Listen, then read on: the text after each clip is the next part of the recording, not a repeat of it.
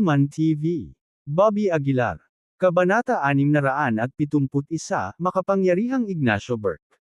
Ang aura na nagmumula kay Bobby Aguilar ay nagpadala ng panginginig ng takot na dumaloy kay Davy Barnett. Natigilan ang lahat nang makita ang rehas na naka-flat, dahilan para mapasinghap sila sa gulat. Ang lahat ng naruroon ay pinanood ang eksena sa isang tulalang katahimikan, natatakot na magbitaw ng isang salita. Walang makapaniwala na nabaluktot ng suntok ni Bobby Aguilar ang rehas. Tama na, sapat na. Pinunasan ni Davy Barnett ang malamig na pawis sa kanyang noo, sinenyasan na itigil na ang pagpapahirap kay Emily Taylor. Agad namang itinigil ng dalawang lalaki ang kanilang pamamaraan. Ang liwanag mula sa mga tubo na nakakabit kay Emily Taylor ay nagsimulang mawala. Ang nagyayelong mga mata ni Bobby Aguilar ay nanatiling nakatutok kay Davy Barnett, na nagpapadala ng panginginig sa kanyang gulugod. Nakakatakot na titig. Maging si Davy Barnett ay hindi napigilan kundi ang pagpawisan ng malamig. Hindi, ang taong ito ay dapat mamatay sa lalong madaling panahon. Sumigaw si Davy Barnett sa kanyang puso, puno ng takot. Sa isang iglap lang, naramdaman niya na parabang kinakaharap niya ang sarili niyang kamatayan. Walang sabi-sabing tumalikod siya, kinuha ang kanyang entourage at umalis sa lugar. Ang malamig na aura na nakapaligid kay Bobby Aguilar ay unti-unting naglaho, ngunit ang nakakagigil na ekspresyon ay nanatili sa kanyang mukha, na pinipigilan ang mga tao na magsalita pa. Matapos lumipas ang hindi kilalang panahon, sa wakas ay may bumasag sa katahimikan, ang suntok mo, nakakatakot. Ang rehas na ito ay hindi pa nabaluktot ng ganito. Sinulyapan ni Bobby ang tao, ngunit hindi ito umimik. Ang galit na naramdaman niya ngayon ay halos mawala ng kontrol sa sarili si Bobby. Ang galit na ito, gayunpaman, ay nagbigay sa kanya ng hindi kilalang puwersa. Ang pakiramdam na ito ay hindi ang unang pagkakataon na naranasan niya ito. Nakaranas siya ng katulad na pagsabog ng harapin si Kato Cain. Emily, kamusta ka? Ibinaling ni Bobby ang tingin kay Emily Taylor. Umiling si Emily Taylor, naglagay ng matapang na mukha, okay lang ako. Ang kanilang pag-uusap ay parang mga huling salita ng isang tao sa kanilang higaan, na puno ng matinding kalungkutan. Sinubukan ng mga tao sa paligid na aliwin si Bobby. Sa susunod mong buhay, magiging matapang ka pa rin. Lahat ay tumunog. Isa-isang nagpasalamat si Bobby sa lahat sa kamitigang naghintay sa hatol ng Capital City Martial Arts Association. Makalipas ang 10 minuto, pumasok si Davy Barnett na may dalang dalawang figure na nakasuot ng purple. Bobby Aguilar, oras na para magpaalam sa mundong ito, sabi ni Davy Barnett, malamig ang boses. Bumangon si Bobby at malamig na tinitigan si Davy Barnett, Davy Barnett, ipinapangako ko sa iyo. Sa bawat sakit na dinanas ni Emily, magdurusa ka ng 100, 1,000 beses pa. Gustong tumikim ni Davy Barnett ngunit sa di malamang dahilan ay natigil ang kanyang mga salita sa kanyang lalamunan. Sa huli, malamig na yumuko si Davy at winagaway ang kanyang kamay, alisin mo siya. Bumukas ang pinto ng kulungan, at hinawakan ng dalawang lilang figure si Bobby Aguilar sa mga balikat at sinimulang akayin siya palabas ng bilangguan. Habang pinagmamasdan ng paatros na figure ni Bobby, patuloy na bumagsak ang mga luha ni Emily Taylor. Humihikbi siya ng mahina, napakagatlabi para pigilan ang sarili na makagawa ng anumang ingay. Si Bobby Aguilar ay dinala. Sa wakas, hindi na nakayanan ni Emily Taylor at nagsimulang umiyak ng hindi mapigilan. Ang kanyang matinding pag-iyak ay nagpakilos sa lahat, na naging dahilan ng pagluha ng ilan sa kanila. Sa execution ground ng Capital City Martial Arts Association sa likod ng pangunahing gusali, si Bobby Aguilar ay dinala ng dalawang itim at gintong robe figure. Gumamit sila ng lihim na pamamaraan para igapos si Bobby at kasabay nito, dalawang martial saint weapons ang nagliwanag sa paligid niya. Ang dalawang martial saint weapons ay direktang nakatutok sa noo ni Bobby, at kapag nakalabas na, tatagos sila sa divine sense ni Bobby. Tinitigan ni Emerson Holmes si Bobby na may matinding pag-aalala na namumuo sa loob niya. Ano ang kanyang plano? Sa wakas, sigaw ni Emerson Holmes sa kanyang puso. Dumating na ang oras ng pagbitay, ngunit hindi nagpakita ng senyales ng pagtakas si Bobby Aguilar. Baka dito na talaga siya mamamatay ngayon. Bobby Aguilar, ang araw na ito sa susunod na taon ay ang anibersaryo ng iyong kamatayan, malamig na sabi ni Davy Barnett. Mayroon ka bang huling mga salita? Dahan-daang pumikit si Bobby na tila nagbitiw sa kanyang kapalaran. Davy Barnett, kung hindi ako mamamatay ngayon, sa tingin mo ba ay makakatulog ka ng mapayapa? Sa pagkakataong ito, biglang ngumiti si Bobby, nakitang-kita ang mapuputing ngipin. Bumilis ang tibok ng puso ni Davy Barnett sa sinabi ni Bobby. Ngumisi siya, kahit narito ang mga Diyos, hindi kanila mailigtas. Si Davy Barnett ay nakaramdam ng pagkabalisa. Sabik na siyang makitang patay na si Bobby. Kaya, iniutos ni Davy, sapat na ang pagkaantala, magpatuloy. Oo. Tumango ang dalawang figure na naka-purple na nakadamit, pinaandar ang dalawang Marshall Saint weapons. Ang Marshall Saint weapons ay kumurap na may sinaunang aura, na nakatutok mismo sa noo ni Bobby. Liwanag na kasing silaw ng araw na natipon, at ang mga umuusbong na ingay ay lumakas ng palakas. Naikuyom ni Bobby ang kanyang panga, matamang nakatitig sa dalawang Marshall Saint weapons. Medyo nakaramdam din siya ng kaba. Damn it! Itinataya ang sarili niyang buhay para sumugal, ha? Nagmura si Emerson Holmes sa kanyang puso. Sa sandaling ito, nawalan na siya ng pag-asa.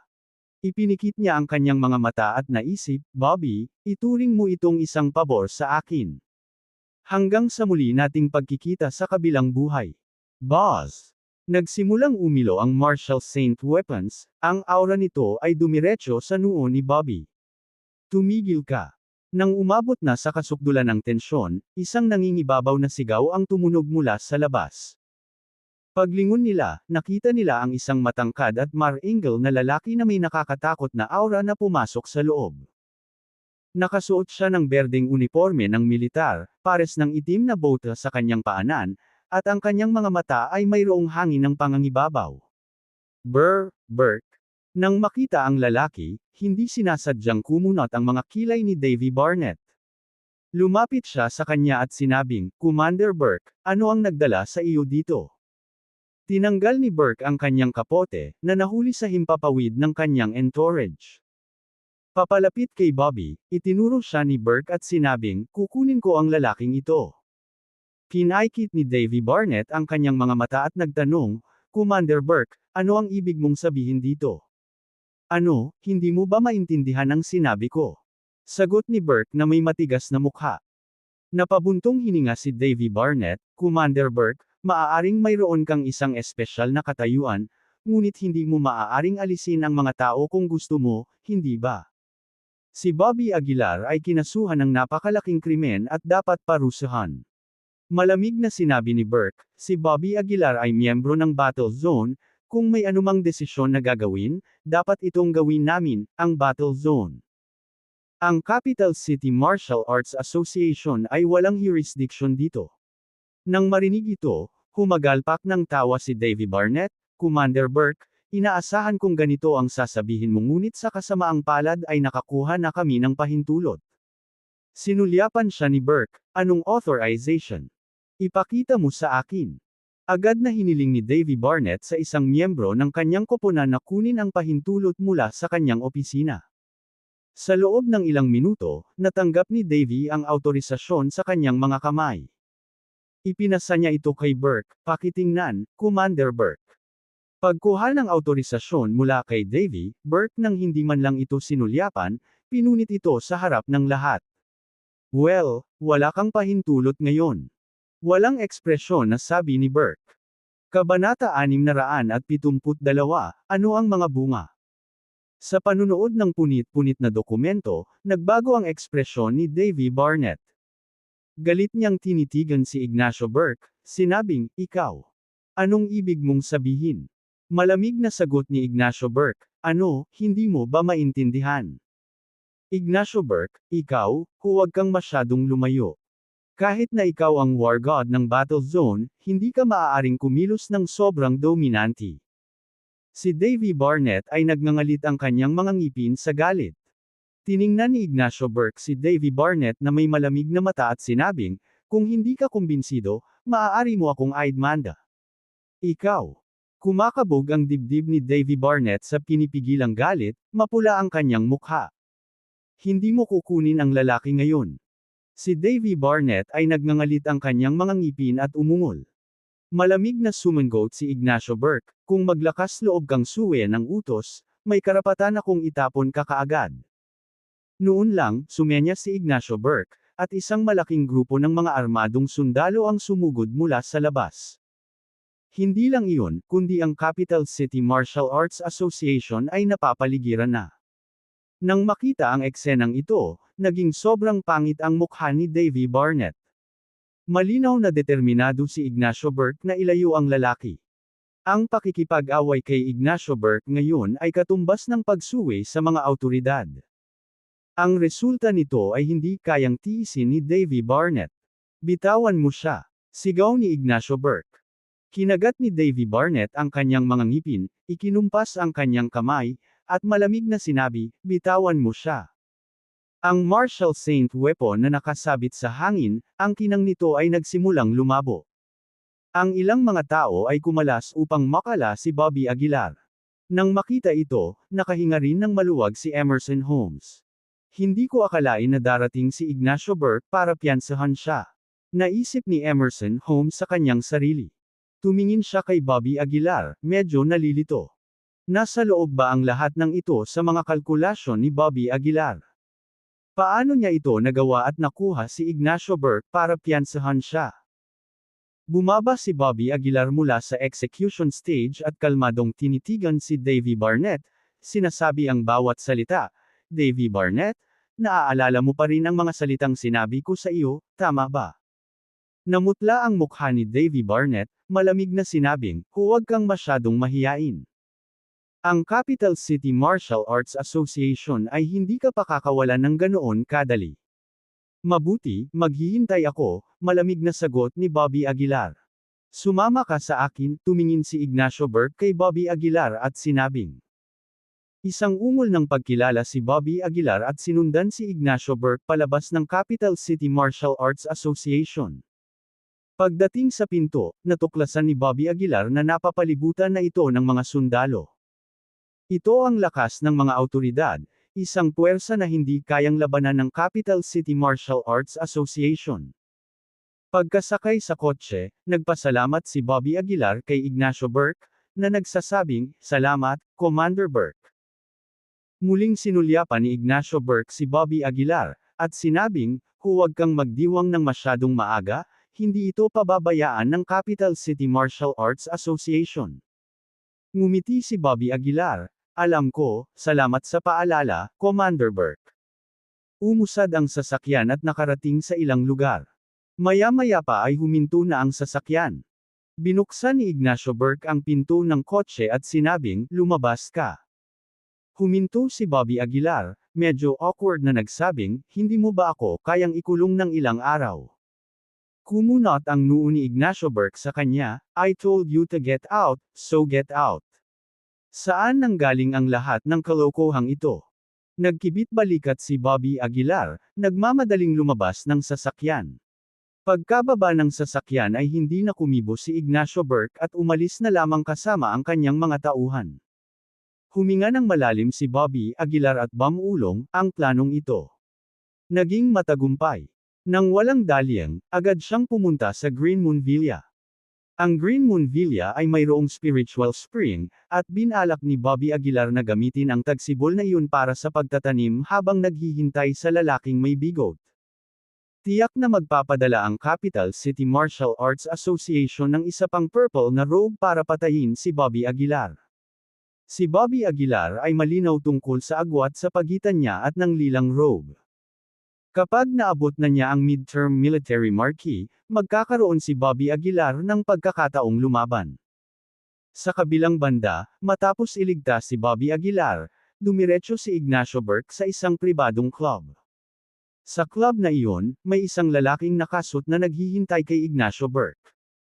Pagkatapos pumasok sa club, bumati si Ignacio Burke at sinabing, "Greetings Mr. Dawson."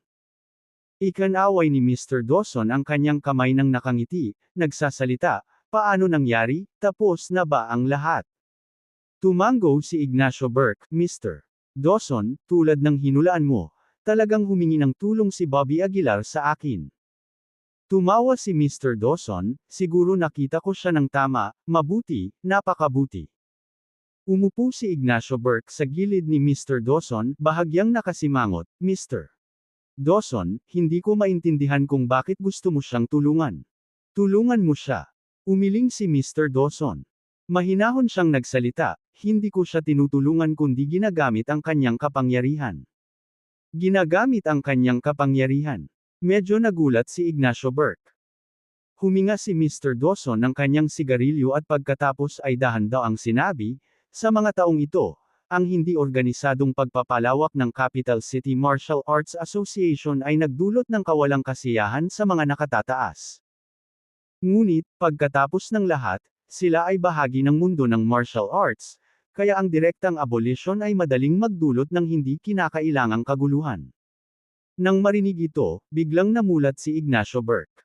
Bulalas niya, gusto mong gamitin ang kamay ni Bobby Aguilar para hampasin ang Capital City Martial Arts Association. Tama, mahinahong sabi ni Mr. Dawson. Kung magagawa niya ito o hindi, iyon ay nasa kanyang sariling kapalaran. Lingid sa kaalaman ni Bobby Aguilar, hindi niya sinasadyang naging sanglaan siya ng isang tao, ganap na walang alam sa katotohanan. Bumalik siya sa Green Moon Villa. Mula nang patayin ni Bobby Aguilar si Toby Bacchus, walang sino man sa Green Moon Villa ang nang-ahas na magkaroon ng adhikain na pumalit sa kanya. Sa Great Hall, si Patriarch Reeves ay nakaupo ng marilag. Nasa harap niya ang dalawang white robe mula sa Capital City Martial Arts Association. Bagamat sila ay mga white robe lamang, ang kanilang katayuan ay hindi isang bagay na maihahambing ni Patriarch Reeves. Patriarch Reeves, lahat ng sekta ay dapat pamunuan ng Capital City Martial Arts Association. Nagsalita ang isa sa mga white robe na may mahinang ngiti.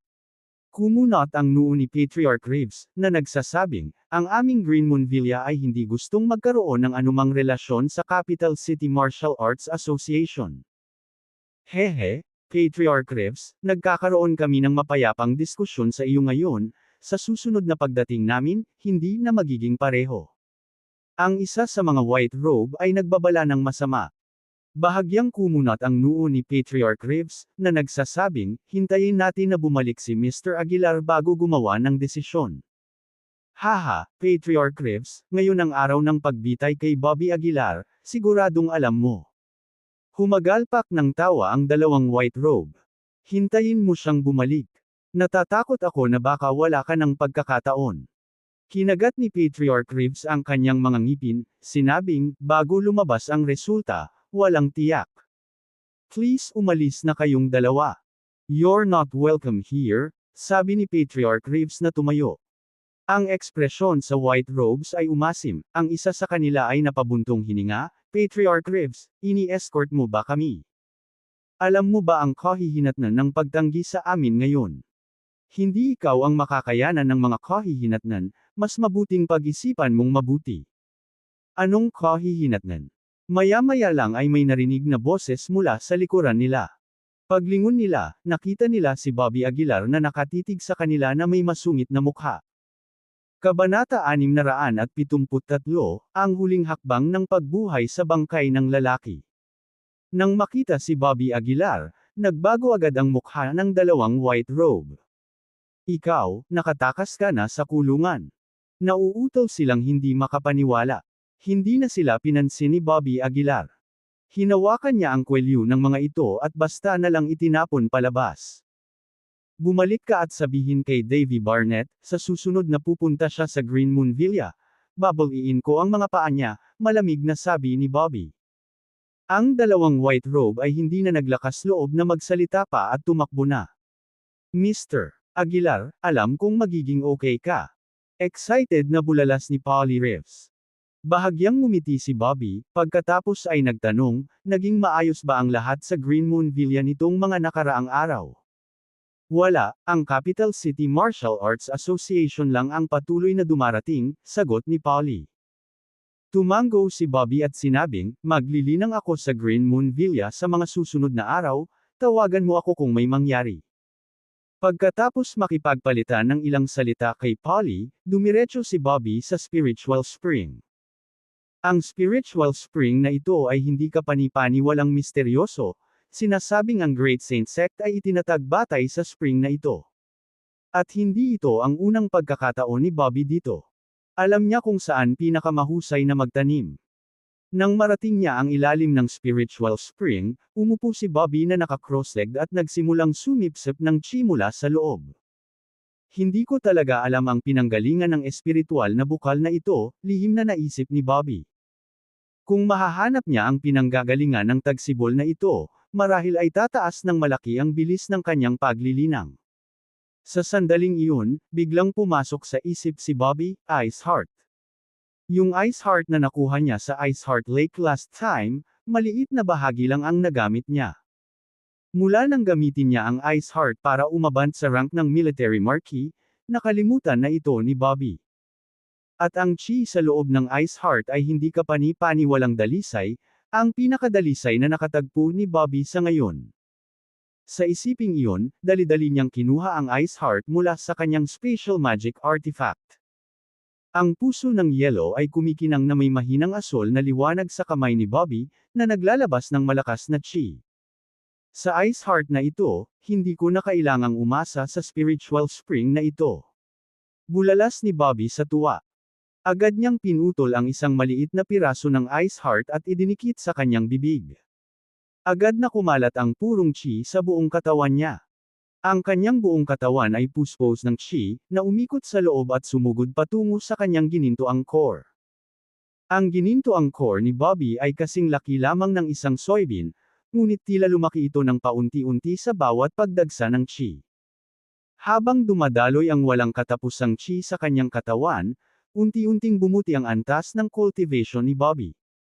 Samantala, kumalat na ang balita ng pagliligtas kay Bobby. Ang great families na nakatanggap ng balita ay agad na nagalit. Ang kanilang mga young masters ay nakakaramdam ng matinding pressure. Ang pinakagalit sa kanila ay ang mga pamilyang Taylor at Blair. Ang sama ng loob nila kay Bobby ay naging hindi mapagkakasundo, at dapat mamatay si Bobby. Samahan ng martial arts sa capital city. Parehong dumating sina Riley Blair at Keelan Taylor sa opisina ni Davy Barnett. President Barnett, paano naligtas si Bobby Aguilar? Hindi nasisiyahang tanong ni Riley Blair. Lalong nagalit si Keelan Taylor, nagmumura, Barnett, how on earth do you work? Hinahayaan mong lumipad ang isang nilutong pato. Hindi natuwa si Davy Barnett, na may itim na mukha ang isinagot niya, kung hindi mamatay ang taong ito, tiyak na magiging mortal na kaaway siya ng Capital City Martial Arts Association. Sa tingin mo ayaw ko siyang mamatay. Si Ignacio Burke ay nagdala ng isang pangkat ng mga lalaki upang personal na kunin siya, ano ang maaari kong gawin? Makapangyarihan kayo, magsama kayo ng pwesto ni Ignacio.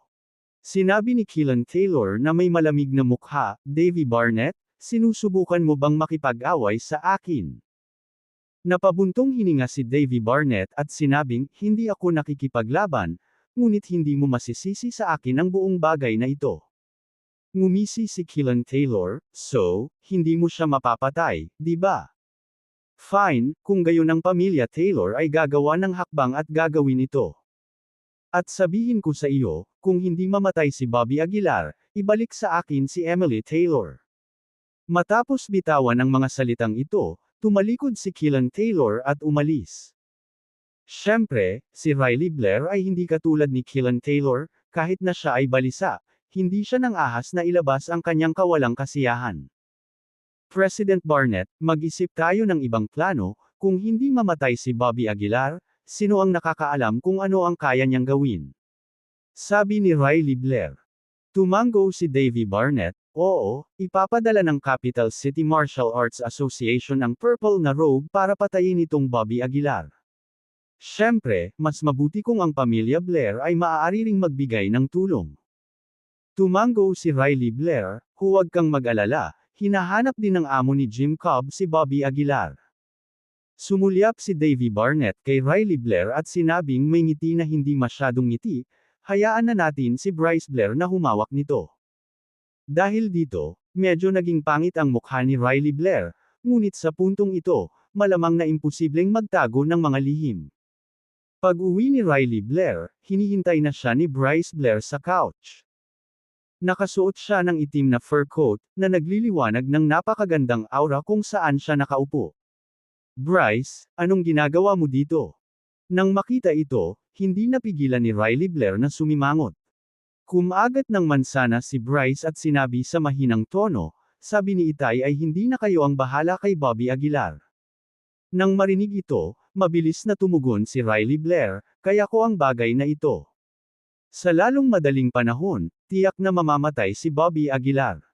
Ngumuso si Bryce, maraming beses mo na itong sinabi, pagod na akong marinig ito, at pagod na rin si tatay. Gustong magpaliwanag pa ni Riley Blair, ngunit hindi siya binigyan ni Bryce ng pagkakataon. Naglakad si Bryce patungo sa pintuan, bumubulong, napakatalo, dapat ay idikit niya ang kanyang sarili sa mga tailor, ngunit sulit siya. Nahaharap sa mga insulto ni Bryce, nagalit si Riley Blair, ngunit walang magawa. Sa mga magkakapatid, ang kakayahan ni Bryce Blair ay higit na nalampasan ang kakayahan ni Riley Blair. Bukod dito, si Bryce Blair ay isang pick for military marquee. Dahil dito, ganap na walang kakayahan si Riley Blair na makipagkompetensya kay Bryce Blair. Sa mga sumunod na araw, kahit na tila kalmado ang capital city, malakas ang undercurrents. Sa loob ng ilang magkakasunod na araw, hindi umalis si Bobby Aguilar sa espiritual na tagsibol. Inabot siya ng ilang araw para matuno ang isang maliit na piraso ng ice heart. At ang dalisay na pag-akyat ng chi ay nagdulot ng malaking pakinabang kay Bobby Aguilar, na nag-iiwan sa kanya ng isang hairbreadth na lang mula sa midterm military marquee. Kung ubusin ko ang isa pang maliit na piraso ng ice heart, dapat ay maabot ko ang midterm military marquee. Pagkatapos, kapag nakaharap ang kulay ube na roba, kahit papaano ay magkakaroon ako ng pagkakataon, tahimik na pagmumuni-muni ni Bobby Aguilar. Ngunit sa sorpresa ni Bobby Aguilar, sa oras na ito, ang malalaking aristocratic na pamilya at ang Capital City Martial Arts Association ay tahimik na gumagawa ng kanilang mga galaw. Tumayo si Bobby Aguilar mula sa lupa. Nag-inat siya at nagplanong kumuha ng makakain. Sa sandaling ito, isang palihim na figure ang lumitaw sa harap ni Bobby Aguilar. Sok, buhay ka pa talaga, ang swerte talaga. Sabi ng lalaking may bigot, maamo ang mukha habang nakayuko sa lupa. Sinulyapan siya ni Bobby Aguilar at sinabing, tama na, itigil mo na ang kadaldalan. Kumusta ang mga gawain? Ikanaway ng lalaking may bigot ang dalawang kamay, nakatipon na ang karamihan sa mga materyales, ang huling natitira na lang. Pumunta ako dito sa oras na ito para sa huling piraso. Bahagyang tumanggo si Bobby Aguilar. Malinaw pa rin niyang naalala na kailangan niya para makuha ang huling piraso. Kung ganoon ay huwag na tayong mag-aksaya pa ng oras. Alis na tayo agad. Sabi ni Bobby Aguilar. Kabanata 674, Isang mundo ng yelo at apoy sa lungguhit isa. Bamulong ang lalaking may bigot, bakit ba tayo nagmamadali? Ang tagal ko nang tumakbo, at least hayaan mo akong kumain. Kainin mo ang puwet ko. Pagkatapos nito, I'll treat kita sa kahit anong gusto mo.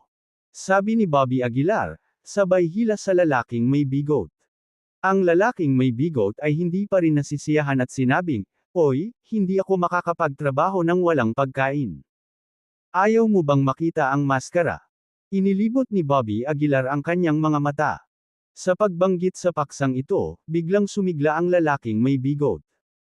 Kinaweyan niya ang kanyang kamay at sinabing, kalimutan mo na, walang oras kumain, Terrell na.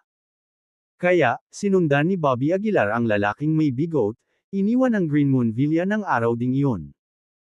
Hindi nagtagal pagkaalis ni Bobby Aguilar, dumating sa Green Moon Villa ang mga purple na robe mula sa Capital City Martial Arts Association at mga kinatawan mula sa mga pangunahing pamilya. Ang villa ay napuno ng isang kapaligiran ng solemnidad. Ilang nangungunang marquises ang nakatayo sa plaza. Bagamat pinipigilan nila ang kanilang aura, ang momentum na kanilang inilabas ay nagpakilig pa rin sa mga tao. Sino?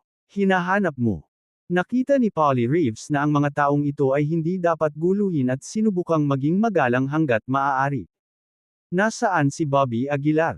Malamig na tanong ng isa sa mga purple na robe.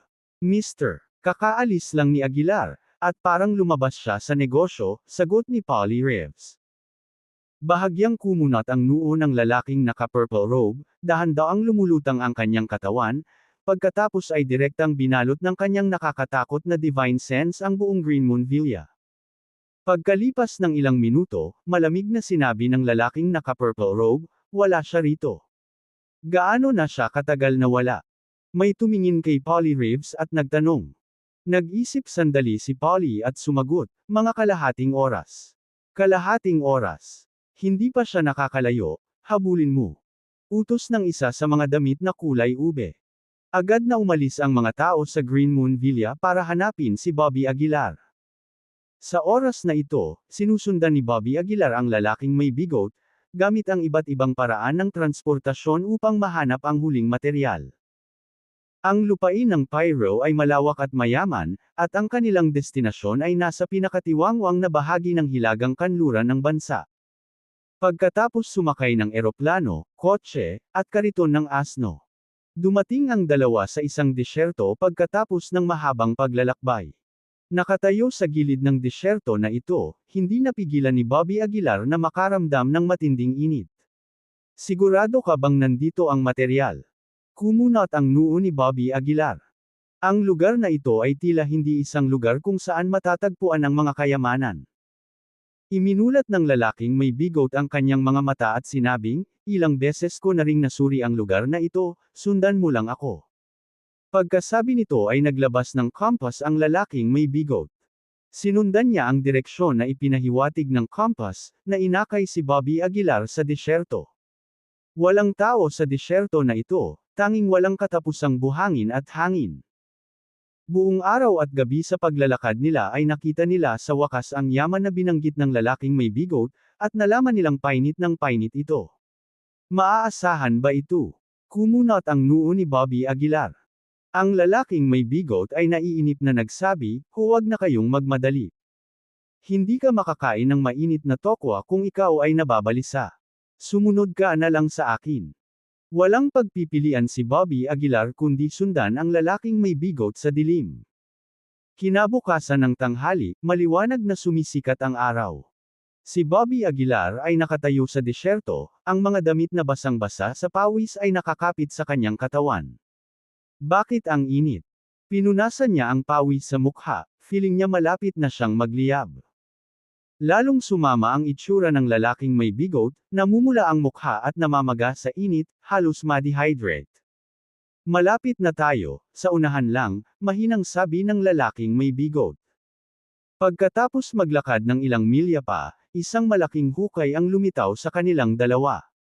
Habang papalapit sila sa hukay, mas tumitindi ang init.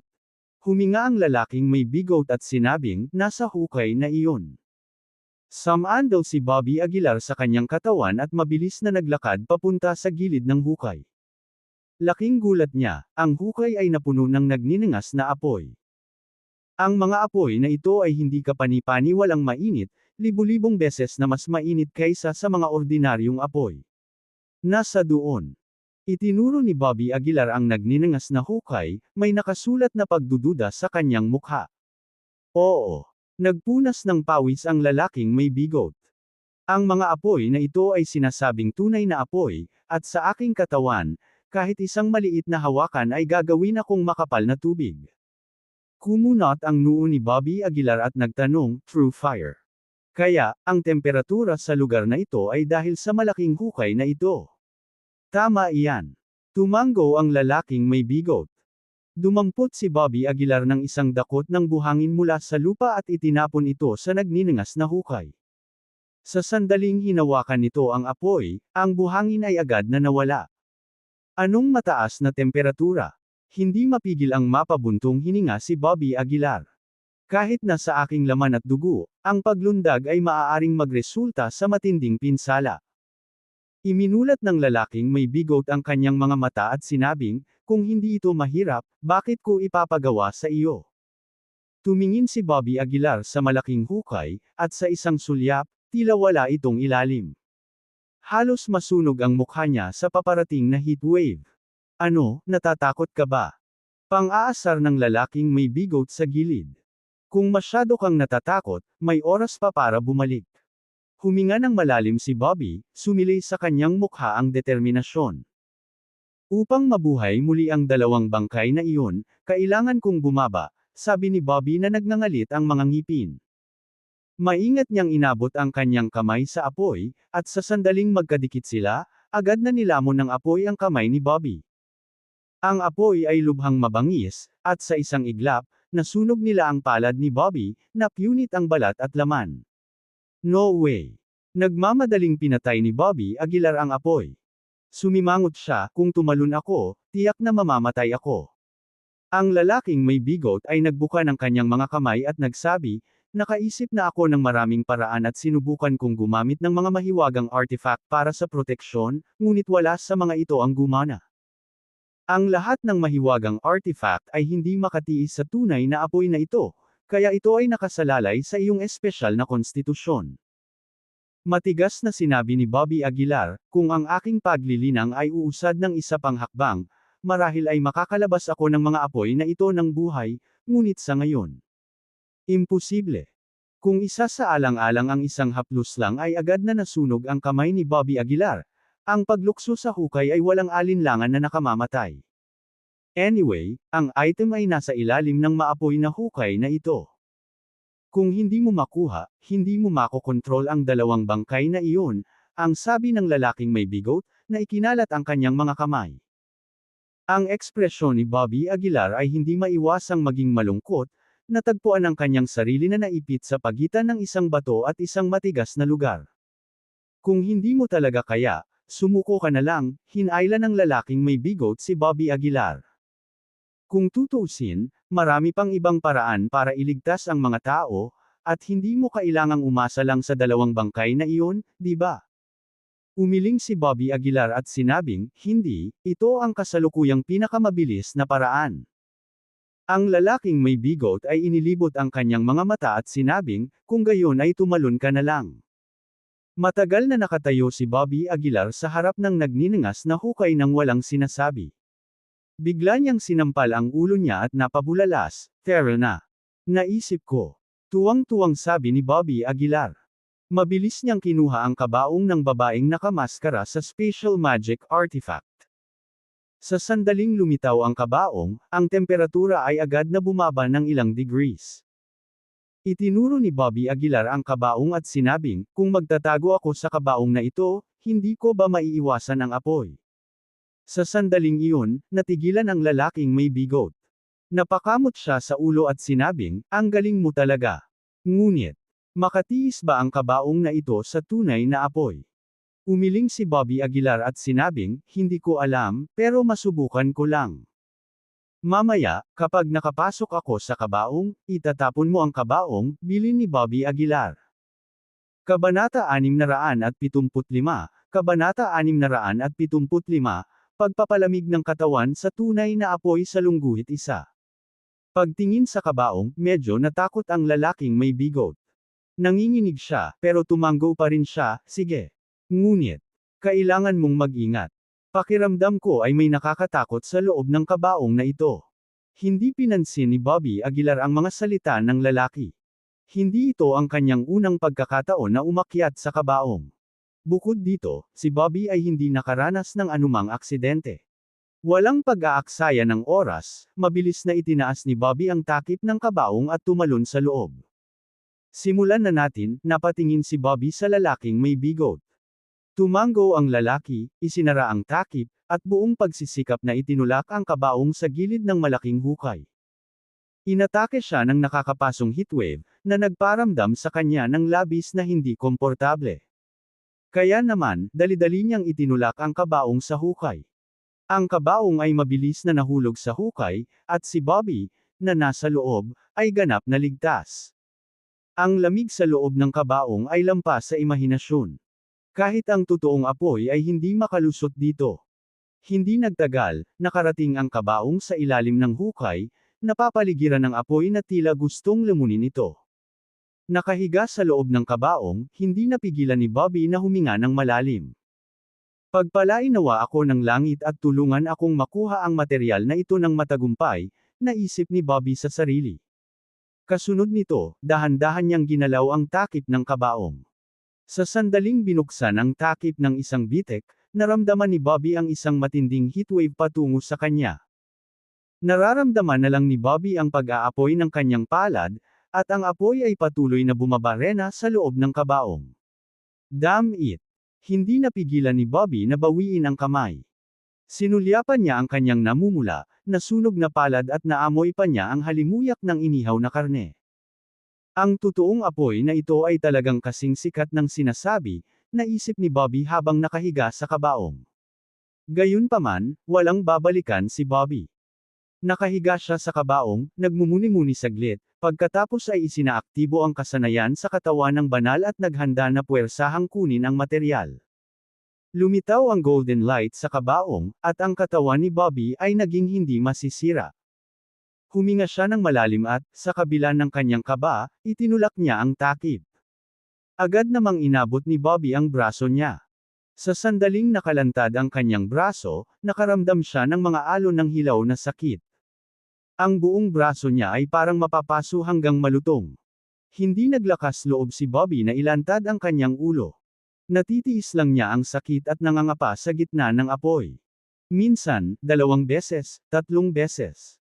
Hinugot ni Bobby ang iba't ibang mga kakaibang hugis na mga bato mula sa hukay, bawat isa ay mainit-init mula sa apoy. Hindi niya alam kung alin ang material na kailangan ng lalaking may bigot, kaya nagpatuloy siya sa paghahanap. Sa mga panahong ito, nasunog ang braso ni Bobby kaya nahati ang laman. Ang sakit ay pinagpawisan siya ng husto. Sa labas ng kabaong ay nagniningas na apoy, ngunit sa loob ng kabaong ay isang malamig na lamig. Alin ang material, tumingin si Bobby sa mga batong hinugot niya at bumantong hininga na may nakakunot na mga kilay. Wala sa mga batong ito ang tila material na kailangan niya. Napatingin si Bobby sa braso niya. Nasunog ang laman nito hanggang sa makita ang puting buto sa ilalim. Damn it! Nagnganga ang mga ngipin ni Bobby. Ang pinakamasama, mawawalan lang ako ng braso. Nag-isip ng masama si Bobby. Muli niyang inabot ang kanyang braso at nagpatuloy sa paghahanap sa labas. Sa wakas, pinaburan ng kapalaran ang matapang, at nakuha ni Bobby ang isang kumikinang, maapoy na pulang butil mula sa nagniningas na hukay. Ang butil ay nilamon ng umaatungal na apoy, ngunit sa sandaling hinayla ito ni Bobby sa kabaong, nawala ang apoy ng magkadikit. Ang butil na ito ay lumitaw na hindi pangkaraniwan, tulad ng isang pulang ginintoang core, na naglalabas ng nakakapasong aura. Ito dapat. Napaisip si Bobby sa sarili. Binawi niya ang kanyang braso, na ngayon ay ganap na nasunog ang mga laman nito. Sa kabutihang palad, hindi nasira ang mga buto ni Bobby, naging itim lamang ang mga ito sa ilalim ng apoy. Gamit ang ginintoang core, dapat kong buhayin ang 2 bangkay na iyon. Hindi napigilan ni Bobby Aguilar na matuwa. Hindi maarok ang lakas ng 2 bangkay na iyon. Kahit ang Capital City Martial Arts Association ay hindi kayang ikumpara. Isinara ni Bobby ang takip ng kabaong at bumulong, oras na para umalis dito. Pagkatapos, hinawakan niya ng isang kamay ang takip ng kabaong, lumakas ang kanyang enerhiya, habang naghahanda siyang pilit na buhatin ang kabaong palabas ng nagniningas na hukay. Ang mga daloy ng enerhiya ay namumuo sa loob ng kabaong. Bahagyang nanginig ang buong kabaong habang dahan-dahan itong umahan mula sa kailaliman ng nagniningas na hukay. Sa isang galit na dagandong, ang enerhiya ni Bobby ay sumabog, habang siya ay sinisingil pataas gamit ang kabaong sa hila. Whoosh! Nang magsimulang tumaas ang kabaong, ang tunay na apoy sa loob ng hukay ay tila naging mas agresibo. Para bang ang apoy ay isang higanteng kamay na sinusubukang hawakan ang kabaong. Naramdaman na lamang ni Bobby ang isang napakalaking puwersa na bumibigat sa kanya, at nagsimulang bumagsak ang kabaong. Damn it, nagkaroon din ba ng divine sense itong tunay na apoy? Napaisip si Bobby sa sarili. Nang walang anumang pag-aalinlangan, inayos niya ang kanyang sariling enerhiya sa pinakamataas nito, desperadong nakikipaglaban sa apoy. Ang kabaong ay natigil sa isang pagkapatas sa isang sandali, habang ang magkabilang panig ay nakikibahagi sa isang labanan sa kapangyarihan. Nakaumbok ang noo ni Bobby sa mga ugat habang inilalabas niya ang kanyang lakas hanggang sa limitasyon.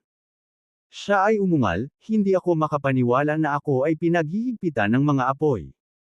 Kasabay ng dagandong ni Bobby, isang pagsabog ng gininto ang liwanag ang sumabog mula sa kabaong. Ang gininto ang liwanag na ito ay tila sumanib sa kabaong, habang ang buong kabaong sa wakas ay nagsimulang umakyat ng dahan-dahan. Makalipas ang mahigit 10 minuto, pinaghirapang binuhat ni Bobby ang kabaong palabas ng nagniningas na hukay. Pagkalapag niya sa lupa, hindi niya napigil ang mapabuntong hininga. Nakakatakot ang mga apoy na iyon. Ungol ni Bobby.